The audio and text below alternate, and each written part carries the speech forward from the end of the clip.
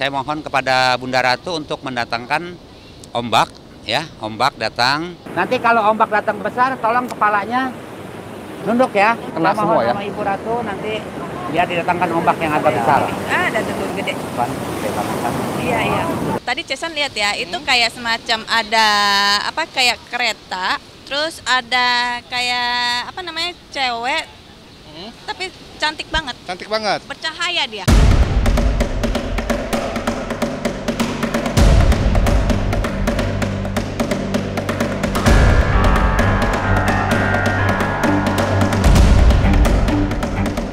Suasana pantai Pelabuhan Ratu berubah sangat sakral. Puluhan orang berkumpul sejak petang datang hingga tengah malam. Mereka menyiapkan ritual khusus dalam senyap. Hening menjadi penanda kehusyuan dalam melakukan upacara sakral di malam satu suro. Hanya suara ombak yang repetitif berulang terus-menerus bagai sebuah doa-doa yang tak putus.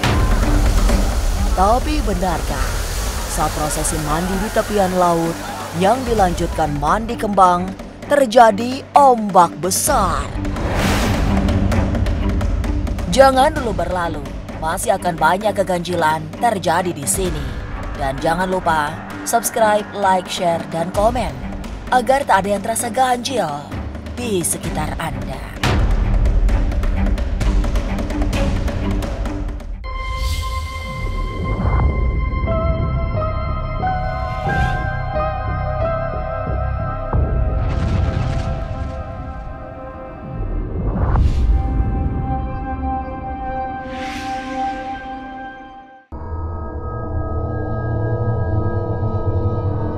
Malam satu suro memang sering dipahami sebagai malam paling sakral sepanjang tahun. Inilah puncak mistik yang bagi orang Jawa hanya boleh dilewati dengan melakukan ritual-ritual tertentu, mesurogo, manekung, melakukan kontemplasi panjang, sambil terus melafalkan doa-doa. Dan di pesisir selatan Pelabuhan Ratu, ratusan orang sudah berkumpul untuk mapak atau menyebut tanggal 1 suro dengan ritual malam yang sakral. Romo Aji yang menjadi pemandu batin sudah menyiapkan semua sesaji untuk upacara paling menyentuh batin malam itu. Di Pelabuhan Ratu. Ya. Oke, tepatnya di malam 1 suro. Wah, mantap nih. Malam 1 suro ini ada acara apa kira-kira pemirsa Ganjil Misteri di Pelabuhan Ratu ini? Kita akan lihat bersama. Biasanya sih banyak sekali ya ritual-ritual ya Cesan ya. Iya. Yang cukup menarik. Buat menarik dan juga kan ada mandi malam. Ada mandi ya malam 1 suro ya. Kita lihat di sini kita sudah bertemu ya dengan Romo Aji yang sedang melakukan ritual. Karena laut ini memiliki penguasa, ya. Ya, betul. Satu suro ini kita melakukan tradisi setiap tahun untuk memberikan persembahan seperti ini kepada Bunda Ratu, dan juga mandi adalah untuk sebagai menetralisir karena laut menampung semua apapun. Nanti baru saya kasih instruksi.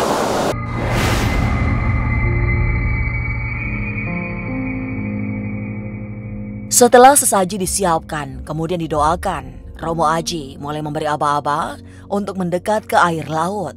Ritual mandi di tepian pantai dimulai dengan segala kehati-hatian. Sebab di malam sakral 1 suro, segala yang mistik sangat mungkin terjadi.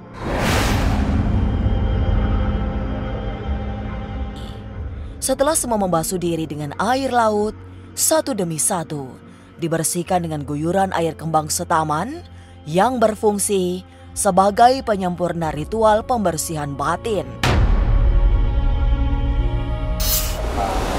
Para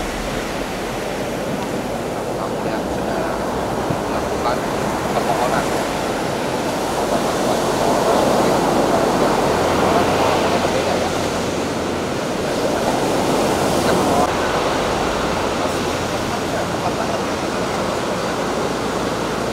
Nanti kalau ombak datang besar, tolong kepalanya nunduk ya. Nunduk ya. biar Jadi kena. kalau ombak besar, semua Ya maju dikit nggak apa-apa. yang melakukan Maju aja nggak apa-apa. permohonan mandi ritual Majuan, malam nggak satu apa-apa. suro ini Oke maju. diwajibkan maju. untuk menunduk ya, Silakan agar maju, ya. kena Saya semua mohon ya. sama Ibu Ratu nanti biar didatangkan ombak yang agak besar. Ada tutur gede.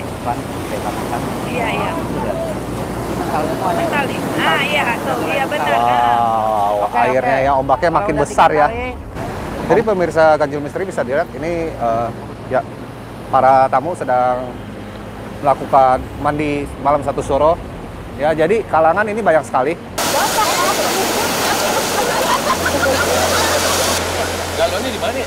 Di atas galon tadi. Takutnya ini kan maju.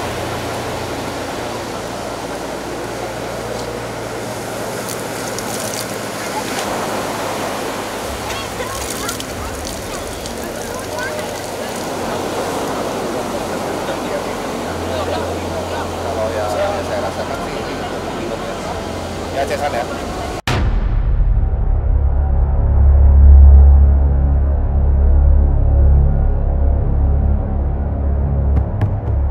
Tapi apa sesungguhnya makna dari rangkaian ritual malam satu suro? Dari awal tadi kita sudah tahu persembahan kepada Bunda Ratu ini yang tadi persembahan.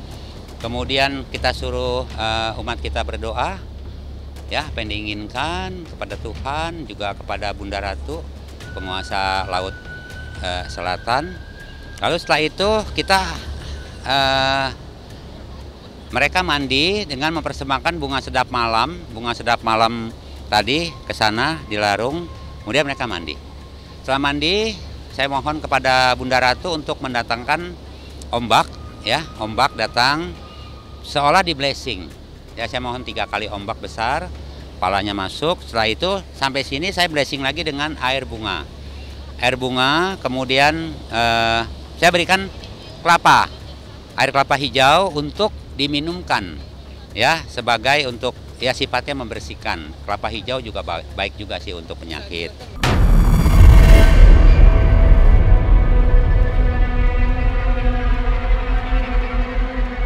Ritual malam satu suro di Pelabuhan Ratu sudah dimulai sejak petang hingga pergantian tahun Jawa. Tapi mengapa yang dipilih Pelabuhan Ratu? Benarkah karena tempat ini diyakini sebagai beranda istana Ratu Kidul? Jangan kemana-mana, tetap subscribe, like, share, dan komen agar tak ada yang terasa ganjil di sekitar Anda.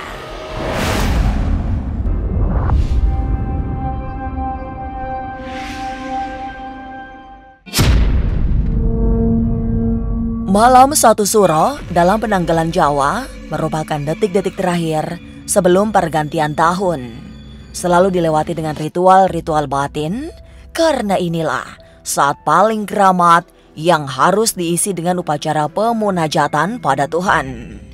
Pemilihan Pelabuhan Ratu secara khusus karena inilah pantai yang dipercaya sebagai gerbang gaib Istana Ratu Kidul.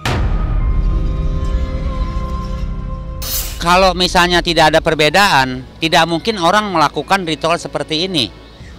Berarti kan ada sejarah, ya sejarah dari zaman Mataram, Sultan Agung, bertepatan satu suro dengan 1 Muharram, tahun hijrahnya, tahun barunya orang Muslim. Lalu mereka juga mengadakan ritual. Ini kan udah menjadi tradisi. Memang rata-rata kita setiap tahun tuh ritualnya ya memang di laut tiap malam satu suro. Terus kita juga tidak memohon kekayaan di sini, mengadakan perjanjian gaib, katakanlah memakan tumbal dan sebagainya, tidak.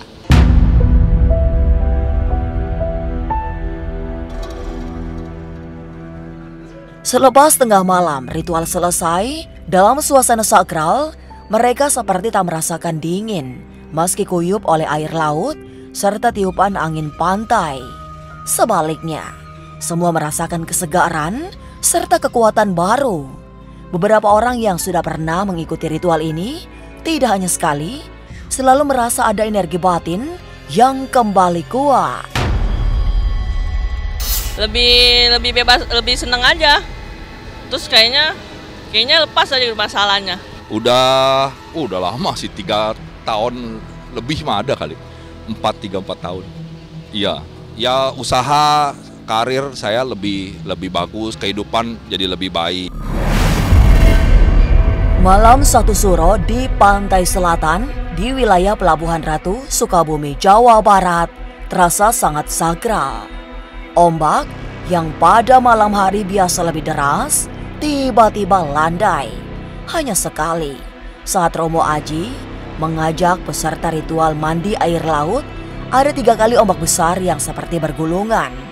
Bukan ombak biasa karena tidak berbahaya, melainkan sengaja mengirimkan energi mistik untuk peserta upacara ritual malam itu.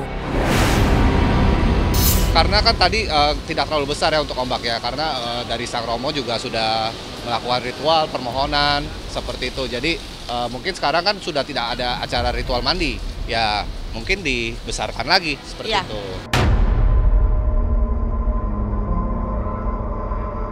Dalam pandangan batin Chesan, memang tidak terlalu besar ombaknya. Tapi mereka yang tak memiliki kepekaan batin merasakan ada dorongan kuat dari tengah laut. Sepanjang ritual, Chesan yang biasa melakukan penelusuran gaib di tempat keramat melihat ada kehadiran dayang-dayang Ratu Kidul yang seperti diutus untuk memantau jalannya ritual malam Satu Suro. Ya, untuk malam Satu Suro ini, untuk energi Chi-nya ini benar-benar sangat luar biasa. Dan energinya ini kayak ada getaran kuat banget dari laut ya.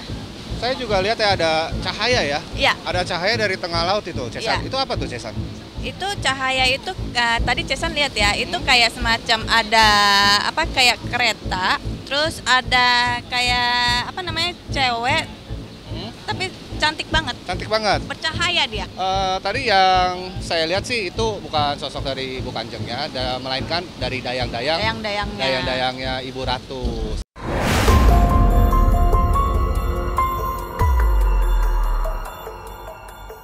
Ritual malam Satu Suro bagi para penggiat spiritual memang seperti keniscayaan. Juga bagi Chesan, nyaris setiap tahun ia selalu datang ke Pelabuhan Ratu untuk menjalani pembersihan diri serta melakukan perenungan spiritual hingga pergantian tanggal. Secara batin, ia merasakan banyak manfaat yang diperoleh dengan menjalani ritual di malam Satu Suro. Sebenarnya macam-macam ya kok ya. Macam-macam. Kadang ada yang buat usaha, buat membersihkan diri, ya untuk juga kesehatan, juga banyak permintaan dari tamu-tamu yang lain ya. Tergantung niat, yakin diri sendiri kita. Kalau untuk Chesan memang setiap tahun ya. Chesan untuk kesini pasti akan melakukan ritual mandi. Ya, mandi. Karena apa? Kalau untuk Chesan sendiri tujuan untuk membersihkan diri ya. Mungkin buat kesehatan juga ya. Kesehatan juga bisa buat. Gitu. Tapi tetap Chesan percayain yang di atas. Gitu. Kita kembali lagi kepada diri kita sendiri.